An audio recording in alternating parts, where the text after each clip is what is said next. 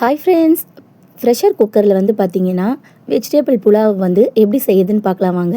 First வந்து நான் வந்து ரைஸை வந்து இப்படி ஊற வச்சுக்கிட்டேன். நெக்ஸ்ட் வந்து பார்த்தீங்கன்னா 2 தக்காளி, 2 வெங்காயம், ஒரு உருளைக்கிழங்கு, அதுக்கப்புறம் கொஞ்சமாக பீன்ஸு, ஒரு கேரட் எடுத்திருக்கேன். ஏன்னா நம்ம வந்து 1 கிளாஸ் வந்து தான் ரைஸ் போட போகிறோம். அதனால் வந்து இந்த அளவு மட்டும் நம்மளுக்கு போதுமானதாக இருக்கும். நடுவில் நம்ம பாப்பா வேறு வந்து கையை விட்டுட்டு இருந்தாங்க பீன்ஸு சாப்பிட்றதுக்கு. இது வந்து பார்த்திங்கன்னா வெஜிடபிள்லாம் வந்து அப்படியே சாப்பிடுவா, பச்சையாகவே சாப்பிடுவா. வாஷ் பண்ணவே இல்லை, அதுக்குள்ளே எடுத்து ஆல்ரெடி நான் அதை வாஷ் பண்ணி தான் அந்த கவரில் போட்டு வச்சுருக்கேன், அதனால் பிரச்சனை இல்லை. ஸோ அவள் தான் இது வரைக்கும் எடுத்திருக்கேன். இப்போ வந்து நம்ம இது எல்லாத்தையும் வந்து கட் பண்ணிவிட்டு அப்புறம் பார்க்கலாம் வாங்க. ஓகே, இப்போ கட் பண்ணியாச்சு. பச்சை மிளகா ஒரு 4 பீஸு எடுத்துக்கோங்க. நெக்ஸ்ட்டு புதினாவும் கொத்தமல்லியும் வந்து கொஞ்சம் எடுத்து வச்சுருக்கேன். இப்போது அந்த காயெல்லாம் வந்து கட் பண்ணி வச்சுருக்கேன். உருளைக்கிழங்கு வந்து கொஞ்சம் பெரிய பீஸாகவே போட்டுக்குங்க. ஏன்னா வந்து ரொம்ப குழஞ்சிற மாதிரி இருக்கும். அதனால் வந்து கொஞ்சம் பெரிய பீஸாக போட்டுக்குங்க உருளைக்கிழங்கு மட்டும்.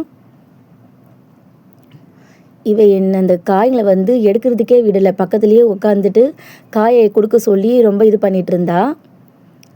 ஒரேடியாக அதுலேருந்து ஒன்று எடுத்து அந்த அம்மா சாப்பிட ஆரம்பிச்சிட்டாங்க. இதுக்கு மேலே உட்காருந்தா காலி பண்ணுறவான்னு எடுத்துட்டேன். நான் வீடியோ எடுக்கிறேன்னிட்டு பார்க்குறதுக்கு கிட்ட வராங்க அந்த அம்மா. ஓகே, இப்போ நம்ம செஞ்சிடலாம் வாங்க. இப்போ கேஸ் பற்ற வச்சு நம்ம வந்து குக்கரை வந்து அடுப்பில் வச்சாச்சு. கொஞ்சமாக வந்து எண்ணெய் வந்து ஆட் பண்ணிக்கோங்க. ஃபஸ்ட்டு காஞ்சிடுச்சான்னு பாருங்கள். அதுக்கப்புறமா நம்ம எண்ணெயை வந்து ஆட் பண்ணிக்கலாம்.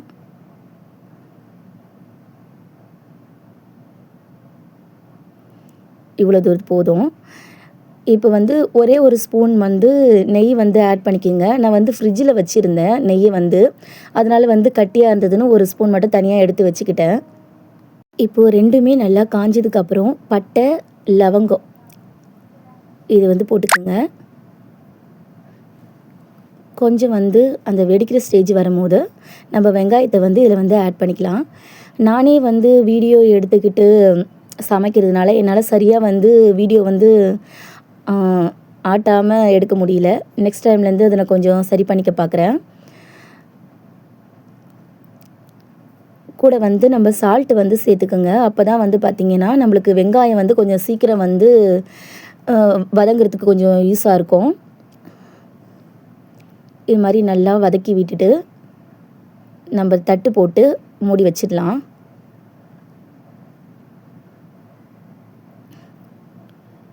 இப்போ கொஞ்சம் வந்து ஃப்ரை ஆயிருக்கான்னு நான் ஓப்பன் பண்ணி பார்த்தேன். லைட்டாக இன்னும் கொஞ்சம் வதங்கணும் அப்படின்ற மாதிரி இருந்தது. சரி ஓகேன்ட்டு மறுபடியும் வந்து பார்த்தா நல்லா வந்து கலரி விட்டுட்டு மறுபடியும் வந்து நான் தட்டை போட்டு மூடிட்டேன்.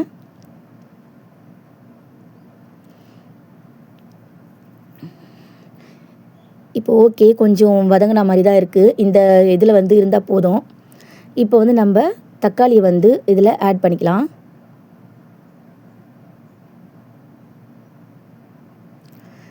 இந்த தக்காளியும் வெங்காயமும் வந்து பார்த்திங்கன்னா நல்லா வந்து மிக்ஸ் ஆகணும். அதாவது நம்ம தக்காளி வந்து பார்த்திங்கன்னா நல்லா குழையணும். குழஞ்சிருந்தால் தான் வந்து நம்மளுக்கு டேஸ்ட் கொடுக்கும். அப்படியே முழுசாகவே இருந்தால் டேஸ்ட் வந்து டேஸ்ட் நல்லா தான் இருக்கும், பட் நம்மளுக்கு ஒரு ஃபீல் இருக்காது. இப்போ நல்லா வதங்கிடுச்சு. இதில் இந்த ஸ்டேஜில் நம்ம நல்லா இது மாதிரி கிளறி விட்டுட்டு இப்போது இஞ்சி பூண்டு பேஸ்ட்டை வந்து நம்ம ஆட் பண்ணிக்கலாம். இதை நம்ம ஃப்ரெஷ்ஷாக அரைச்சது போட்டிருந்தா மட்டும்தான் டேஸ்ட் வந்து நல்லாயிருக்கும். நம்ம பேக்கெட்டில் வந்து விற்கிறது வந்து நீங்கள் வாங்கி போட்டிங்கன்னா அது ஒரு மாதிரி வினிகர் ஸ்மெல் அடிக்கும். அது சில பேருக்கு பிடிக்கும், எனக்கு பிடிக்காது. அதனால் நான் அதை யூஸ் பண்ண மாட்டேன். ஸோ போட்டுட்டு நம்ம அதில் புதினாவும் கொத்தமல்லியும் வந்து ஆட் பண்ணி நல்லா மிக்ஸ் பண்ணி அந்த இஞ்சி பூண்டோடைய பேஸ்டோடைய ஸ்மெல் வந்து நல்லா போகிற அளவுக்கு நல்லா வந்து ஃப்ரை பண்ணிடலாம்.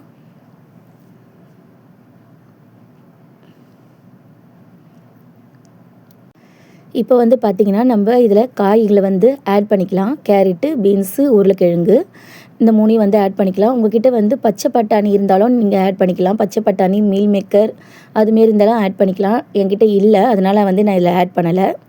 இது வரைக்கும் நல்லா வந்து பார்த்திங்கன்னா நல்லா மிக்ஸ் பண்ணி விட்டு அந்த காய்கள்லாம் வந்து நல்லா வந்து மிக்ஸ் பண்ணுங்கள். ஓகே, இனிமேல் இதுக்கப்புறம் வந்து பார்த்திங்கன்னா மஞ்சத்தூள், நெக்ஸ்ட்டு வந்து வெறி மிளகாத்தூள்,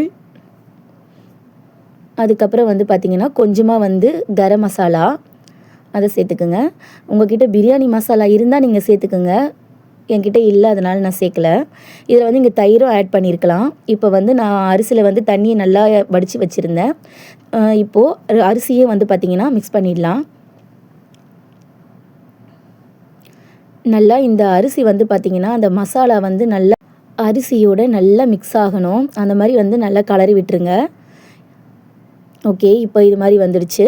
இப்போ இந்த ஸ்டேஜில் வந்து நம்ம 1 கிளாஸு கொஞ்சோண்டு அரிசி எக்ஸ்ட்ரா போட்டிருந்தோம். அதுக்கேற்ற மாதிரி நான் 2.5 கிளாஸ் தண்ணி வந்து விட்டுருக்கேன். 2 கிளாஸ் ஊற்றிட்டேன். இப்போ இன்னும் 1/2 கிளாஸில் வந்து தண்ணி எடுத்து அதையே விட்டுடலாம். ஓகே, இப்போ வந்து நல்லா வந்து மிக்ஸ் பண்ணிக்கோங்க. இந்த ஸ்டேஜில் உப்பு எல்லாம் கரெக்டாக இருக்கான்ட்டு பார்த்துக்குங்க. அப்படி உப்பு காரம் அதெல்லாம் கம்மியாக இருந்தால் இப்போவே போட்டுக்குங்க. கொஞ்சம் புதினா இருந்தாலும் மேலே நம்ம தூவிக்கலாம். நான் தூவலை. ஓகே, இப்போது மூடி போட்டுடலாம். 2 விசில் இல்லைன்னா 3 விசில் வரட்டும். 3 விசில் வந்த பிறகு வந்து நம்ம ஓப்பன் பண்ணிடலாம். ஓகே, சூப்பராக வந்து நம்மளுக்கு ப்ரெஷர் குக்கர் வெஜிடபிள் புலாவ் வந்து ரெடி ஆகிடுச்சு. செம்மையாக வந்திருக்கு. அரிசியும் வந்து பார்த்திங்கன்னா அரிசியும் நல்லா வந்திருக்கு. ஓகே, இப்போது நம்ம டேஸ்ட் பண்ணிடலாம் வாங்க. பாருங்கள் எவ்வளோ கலர்ஃபுல்லாக இருக்குன்னுட்டு. நான் இதில் வந்து கலர் பவுட்ரு இதெல்லாம் வந்து ஆட் பண்ணலை. ஓகே, இப்போ நம்ம பிளேட்க்கு வந்து மாற்றிடலாம். இதுக்கு தயிர் பச்சடியும் வச்சு சாப்பிட்டா நல்லா தான் இருக்கும். எங்களுக்கு கொஞ்சம் கோல்டாக இருக்கிறதுனால வந்து நான் தயிர் வந்து ஆட் பண்ணிக்கல. செம்ம சூடு, எடுக்கவே முடியல.